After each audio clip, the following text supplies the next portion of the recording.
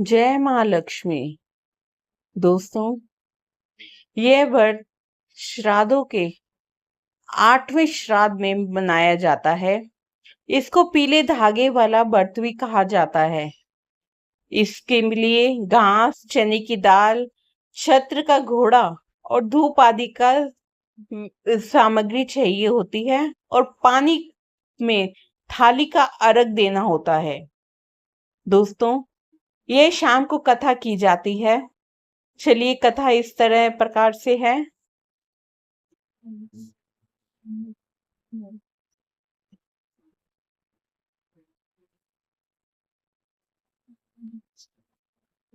एक राजा था मंगलसेन। उसकी 2 रानियां थी, एक रानी और एक गोली। महालक्ष्मी जी का व्रत आता है तो एक फंटाइन रानी को एक धागा देकर जाती है। रानी सोचती है कि मैं तो गहनों से लदी हूँ, यह सूत्र कहाँ बांधूं। वह उस धागे को अस्तबल में फेंक देती है। इतने में गोली सफाई करने आती है तो वह इस धागे को देखकर कहती है कि रानी कितनी घमंडी है। वह इस धागे को झाड़ पोंछ कर अपने पल्लू में बांधकर घर ले जाती है। फिर घर आकर नहा धोकर पूजा पाठ कर कर हाथ में बांध लेती है। रोज राजा रानी के पास जाता है, लेकिन उस दिन वह गोली के पास चला जाता है। बहुत रात हो जाती है। रानी राजा का इंतजार करती रहती है। राजा के ना आने पर वह पहरेदारों से पूछती है कि राजा शिकार पर तो नहीं गया। पर पहरेदार कहते हैं कि नहीं, हमने उसे गोली के पास जाते हुए देखा है। रानी समझ जाती है कि गोली राजा को ले गई और धागा भी ले गई। रानी सोचती है कि अब मेरा इस महल में क्या काम। वह महल से निकल जाती है। वह सोचती है अब कहाँ जाऊं। चलते चलते वह एक जंगल में पहुंच जाती है। आसपास से कोई नजर नहीं आता। वहां वह दूर एक जंगल में पहुंच जाती है। आसपास उसे कोई नजर नहीं आता। दूर से उसे धुआं उठता हुआ दिखाई नजर आता है। वह उसी तरफ चल पड़ती है। वहां जाकर देखती है कि वहां एक बाबा होता है। वहां जाकर बाबा से कहती है कि उसे महालक्ष्मी जी का श्राप लगा है, क्या मैं आपके पास रह सकती हूँ। बाबा जी कहते हैं, हाँ बेटी, जब तक तेरा मन चाहे तू यहाँ रह सकती है। कुछ सालों बाद राजा मंगलसेन उसी जंगल में शिकार करने आता है। उसने एक तीतर मारा और अपने सैनिक से कहा, इस तीतर को भून कर ला। उसने कहा, जंगल में आदमी ना आदमी की जात, तीतर मैं कहाँ से भून कर लाऊं। राजा ने कहा, मैं कुछ नहीं जानता, मुझे यह तीतर भून कर ला दे। सैनिक इधर उधर देखता है। दूर उसे धुआं उठता नजर आता है तो वह उस धुएं के पास पहुंच जाता है। वहां एक बाबा और एक स्त्री बैठी होती है। वह उससे कहता है कि बहन, मैं ये तीतर भून लूं। रानी कहती है कि जब मुझे बहन कहा ही है तो तीतर भून ले। वो इस तीतर को भून रहा होता है तो रानी को देखते हुए सोचता है कि शक्ल सूरत से तो यह रानी लगती है, पर रानी इस जंगल में क्या कर रही है। बस ये सोचते सोचते उसका तीतर जल जाता है।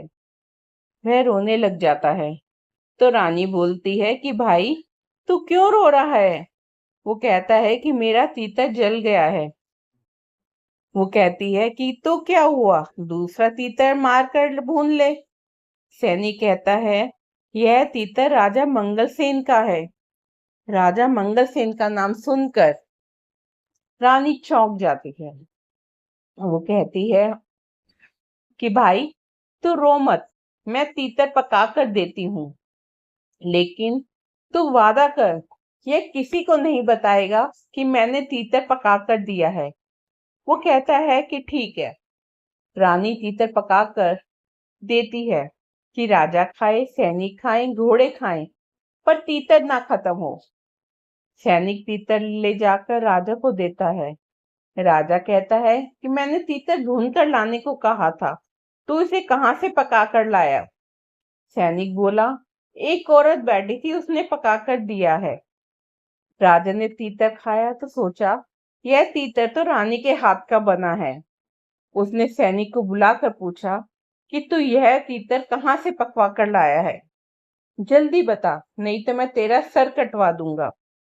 सैनिक सोचता है, नहीं बताऊंगा तो राजा मार डालेगा, अगर बताऊंगा तो बहन का वचन टूटता है। वो सारी बात राजा को बता देता है। राजा कहता है कि हो ना हो वो मेरी रानी ही है। राजा जंगल पर चढ़ाई कर देता है। बाबा रानी से कहता है कि बेटी, लगता है कि कोई हम पर चढ़ाई कर रहा है। रानी सब जानती है। वह बोली, नहीं बाबा जी, कोई हम पर चढ़ाई क्यों करेगा? हमारे पास पड़ा ही क्या है? कोई आएगा तो देखा जाएगा।